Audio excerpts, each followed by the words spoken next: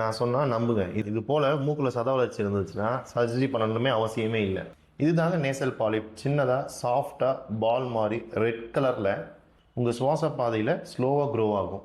இது யாருக்கெல்லாம் வரலாம் அப்படின்னு பார்த்தோம்னா, அலர்ஜிக் ரைனைட்டிஸ் சொல்லக்கூடிய அடிக்கடி சளி பிடிக்கிறது, ரன்னிங் நோஸ் இருந்துகிட்டே இருக்குது, அதை தொடர்ந்து தும்மல் வந்துகிட்டே இருக்கிறது.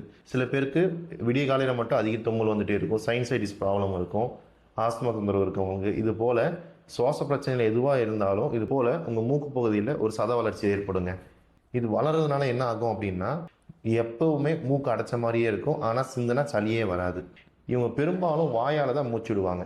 அது மட்டும் இல்லாமல் போஸ்ட் நேசல் ட்ரைன்னு சொல்லக்கூடிய அடிக்கடி தொண்டையில் ஏதோ நீர் சொட்டுற மாதிரியோ இல்லை மியூக்கஸ் வழியிற மாதிரியோ ஒரு ஃபீல் கொடுக்கறது. அதனால அடிக்கடி அவங்க எச்சி முழுகிற மாதிரி இருக்கும். நைட்டெல்லாம் இருமல் வந்துக்கிட்டே இருக்கும். ஒரு சில பேருக்கு வாய் வாடகையும் இதெல்லாம் அடிக்கலாம்.